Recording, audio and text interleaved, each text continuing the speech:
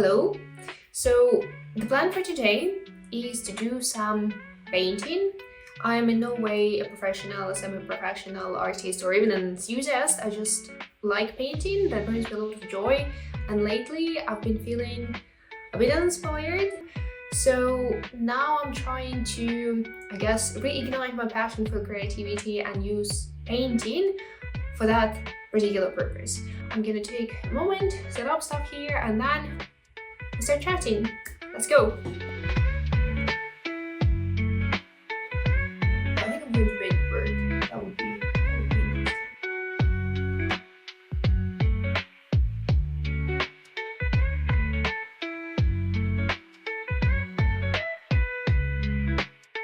I'm not even sure if I can paint or draw. First of all, I need to make a sketch after all. I'm not even sure if I can draw and talk at the same time, but we'll have to see. What has been on my mind is,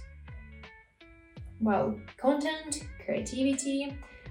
I think that for many creative people, they might struggle with these things that you create things and you believe in what you create and you like the process of creativity itself, but at the same time you do want recognition. It really doesn't have to be big, but we creative people, I guess, we do want to get this return on investment, so to say. And when we don't get this, then we start doubting ourselves. We start doubting, first of all, our own creative source, whether it's even worthwhile to keep doing what we're doing, to keep creating things. Then we start doubting whether what we have to say or present is even worth showing to people. I feel like if you are a creative person and you want to show your talent to the world, it means that there is something inside you that this world needs. So just the mere fact that we're drawn or we have this drive to, create something, bring something into this world means that the world will appreciate it in some way. So when we start doubting ourselves, that's very bad for our creativity, because we pretty much start doubting our gift. We start doubting the greater plan, and that's just never good, I think, because that's just our arrogance. So we have to trust in our own creativity, and we have to trust that what we're doing will bring the results. But that's me rambling. Let's talk about how you can bring inspiration back into your life after a setback. The best thing you can do, is take a break from what you're doing. Seriously, there is absolutely no use in pushing your creativity. When you keep pushing it, and I'm not talking about discipline here, and probably deserve a separate video because there's inspiration and there is discipline, and I'm already rambling, but anyway, you shouldn't push it too much, especially when you doubt yourself, because you will end up hating what you're doing and you will definitely give up. So what I think you should do instead is pick up something else. Pick up some, hobby activity that can act as a source of creativity for you. I'm painting right now. I'm still drawing this fucking sketch. But for you, it can be painting as well. It can be reading. I actually think that reading, even though it's not a creative activity per se, but you still use your imagination quite a lot and other cognitive skills to create associations and whatnot, and think about how the text is written, and think about all the, historical or world building assumptions or whatnot. So you use quite a lot of your brain power to create things in your head, so I guess it's still creativity in a sense. You can, of course, sing, you can go for a walk, you can be in nature. I always say the same things, whether I'm talking about productivity or discipline or, authenticity or inspiration like I do right now. But the truth is, it is actually the same things that help you through your life. And you know what? I think when we're talking about inspiration, what we want to get is basically to get back our fascination with life. So really, whatever works for you, whatever creates this sense of awe in you, of, I guess, gratitude in a sense. I created a list of things I can do when I feel uninspired. And well, today it's painting. Sometimes it's listening to ASMR. I'm a huge ASMR fan. You wouldn't believe how much ASMR I consume on a daily basis. Sometimes I listen to music or watch or read some historical novels like Jane Austen. I've been literally obsessed with Jane Austen novels lately. I've read 3 in the last 2 months.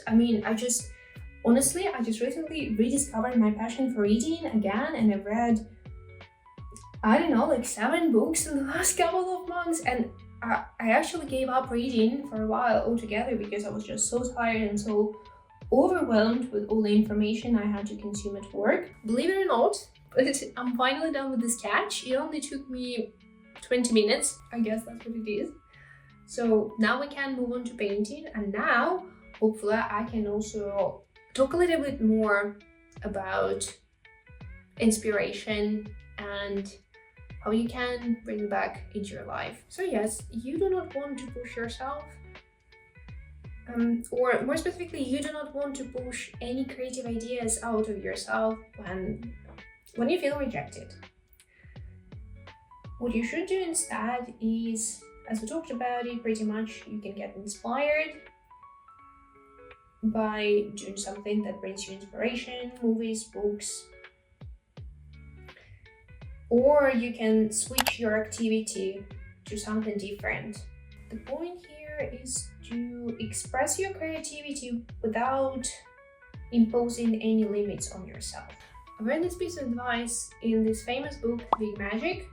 I know that it's sort of a meme right now, and this whole list of these top 10 self-help books, well, some of them are helpful, some of them are not, but I think that at least this book, Big Magic, for me personally, it was pretty helpful, especially the idea of letting creativity to sort of take over you and just letting it speak through you. And that's something that I suggest you to do as well. Let yourself embrace your creativity and express it in full without any limitations. Embrace all the ideas that you have and just give yourself an outlet to simply create without any boundaries, any goals, anything. Of course, if you want to make a living with art, first of all, it's entirely possible.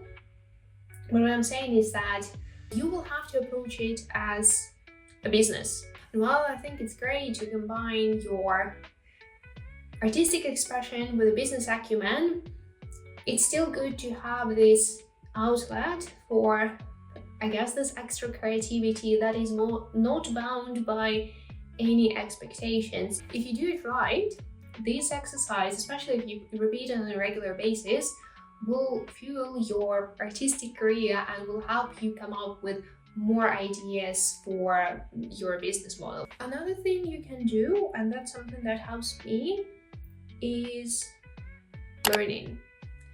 And learning can take any form. You can, of course, learn from books, you can take courses, you can have some formal approach for learning, but you can also just go out and do some bird watching, for example. Just observe your immediate environment and see what sparks your interest and take it from there. Just let your natural curiosity guide you, basically. I think talking to other people also counts as learning, whether we're talking to complete strangers and, networking, or whether we're talking about hanging out with your friends and, just listening to them, like really paying attention to what they're saying and really trying to understand their perspective. I guess what I'm saying is that if we bring it back and if we define inspiration as fascination with life, which I believe it is, then curiosity is an essential element of it. So being interested in how the world works will naturally bring back this fascination with life in general. And then of course there are some boring things you have to take into account. For example, you need to make sure that you're not sick, right? That you get enough rest. I talk about it all the time, I know, but being well recharged can hardly be underestimated. When we're sleep deprived, when we're just exhausted, then of course there will be no inspiration in our life, because you just can't, as they say, you can't pour from an empty cup. Of course, if you're a woman, if you have a cycle, then that might affect your levels of inspiration as well. So just staying up to date with your health metrics. I know it's very boring things, and when we think about creativity and art, we don't want to take into consideration the physical reality of it, but the truth is our mind and body, they're not separate entities. And whether we like it or not, but when we're not doing great physically, we're also not doing great mentally. It doesn't only work the other way around, that when we're not doing great mentally, it starts affecting our physical reality.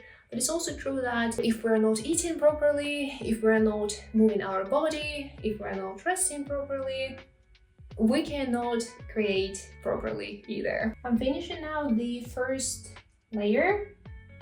I'll have to take a pause afterwards to go and buy some groceries. And then I can continue painting, and maybe in the meanwhile I can also come up with more ideas about inspiration. So this is the first layer. This is what it looks like right now. I'm still navigating my way around all the colors and all the possible combinations of colors, so it is what it is. Alright, so change of plans. The first layer has actually already dried, so I thought that I'd rather finish up painting right now, because, well, the more I postpone it, the less I feel like painting. That's just natural. And also I remembered that I also wanted to talk about rejection, so let's just do that. Let's wrap things up and talk about how to deal with rejection. First of all, what does rejection have to do with inspiration?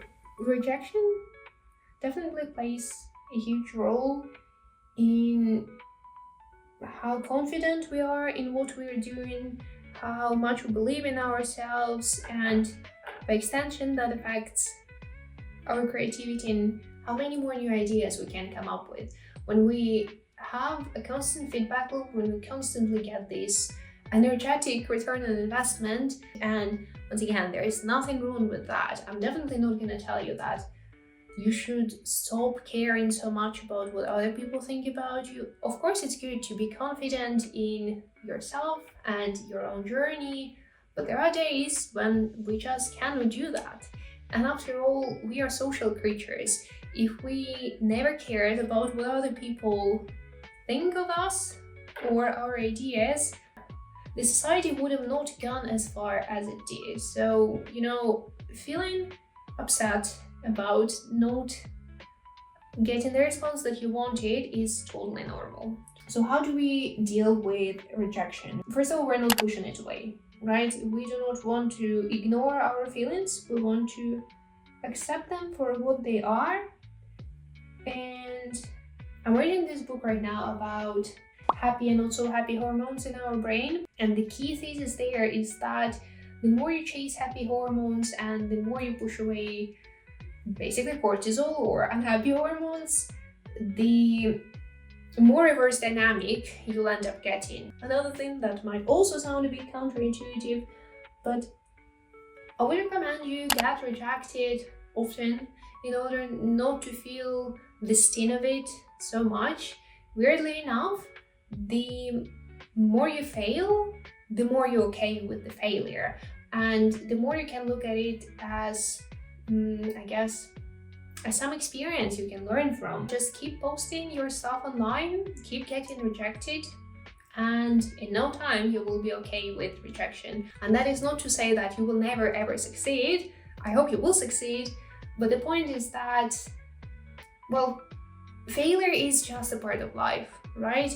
And the moment we can really learn from it, the moment we can take some insights from it and learn, for example, what type of content works with our audience and what doesn't, that's where we know that we're actually progressing in our journey, because we can take both good and bad sides as parts of the process. And finally, and I guess it is connected with what I've already said, but really try to look at this rejection as a learning opportunity. I know it is a cliche thing to say, but it is really true that our mistakes are our best teachers.